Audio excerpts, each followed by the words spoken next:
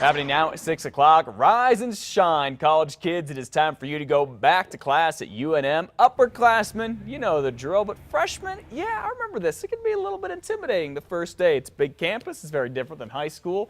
So UNM's Dean of Students has set up this Facebook page for all freshmen so they can interact with each other. They can talk with student orientation leaders. They have questions. They can get them answered. Pretty nice little deal.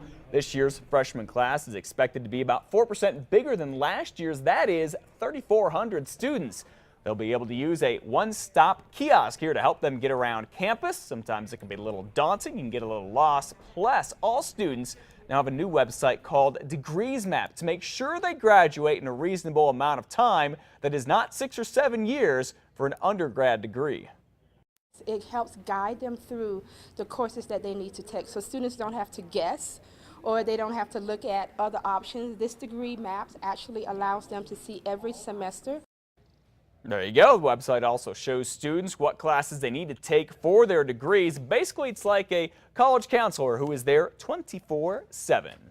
Now, another college here in New Mexico is now starting its search for a new president. The Las Vegas Optic reports the Luna Community College Board of Trustees is now looking for a new leader for that school. The current president, Pete Campos, who's also in the Roundhouse, announced last month he plans to retire in a year. It'll take the committee about a month to recommend how to find a replacement for Mr. Campos. Happening now at 6:02, a controversial hunt in New Mexico is done, and yet another one is already in the works. This weekend, Gunhawk Firearms in Los Lunas finished up a prairie dog hunting contest where hundreds of the animals were killed and one hunter walked away with a new assault rifle. The hunters say the contest is a good thing because the prairie dogs damage farmers' and ranchers' land. They let us come out and shoot some of the prairie dogs. You know, they're more than willing. They got a serious problem with them. The hunters say the same is true for coyotes. Now that's why Gunhawk Firearms plans to have another coyote hunt this December. You probably remember it had one last year that stirred up controversy, not just here in New Mexico, but all around the world, even in the Roundhouse, where a bill to ban these hunts ended up failing. We defend the right of ranchers and others to do this when it's necessary, but we do not make a celebration out of it. Okay, that is State Representative Terry McMillan, a Republican who crossed the aisle to support the bill. You don't see that a lot.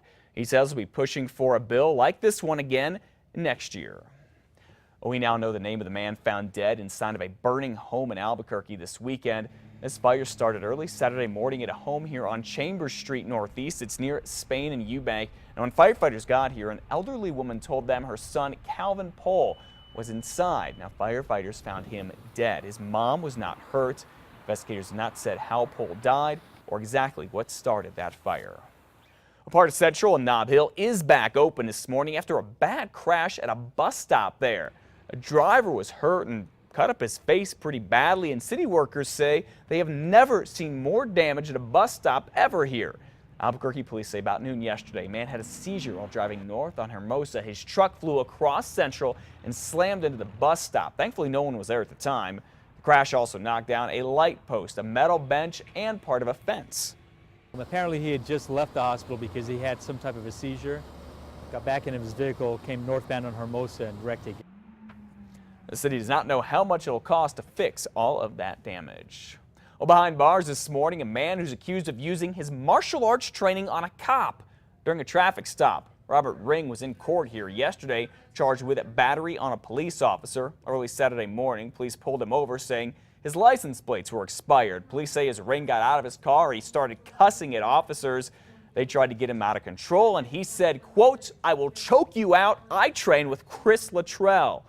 Officers say Ring did something that showed he really did know a thing or two about martial arts and tried to knock the officer to the ground. Needless to say, Ring is in jail right now. Chris Luttrell is a big trainer and MMA fighter here in Albuquerque.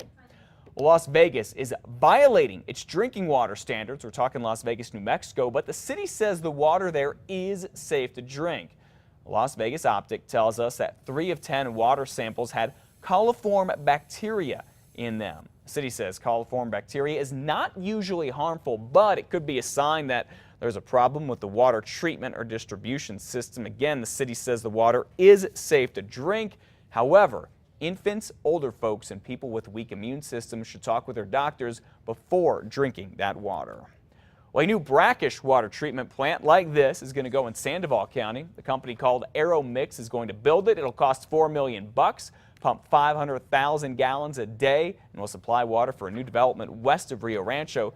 It'll also supply water for farmers and ranchers. The Rio Rancho Observer says the plant should be done in about 6 months. Well, the Albuquerque Country Club is once again open today after last month's torrential storm and big rains and wind caused a lot of damage there.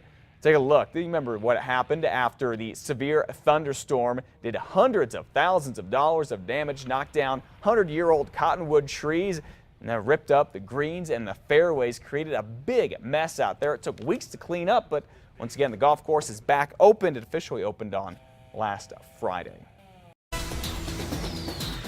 New this morning at 6:06, some good news. Researchers say insulin pumps are better than shots when it comes to controlling blood sugar levels in children. Australian researchers analyzed data from 345 patients, 2 to 19 years old, who use this pump.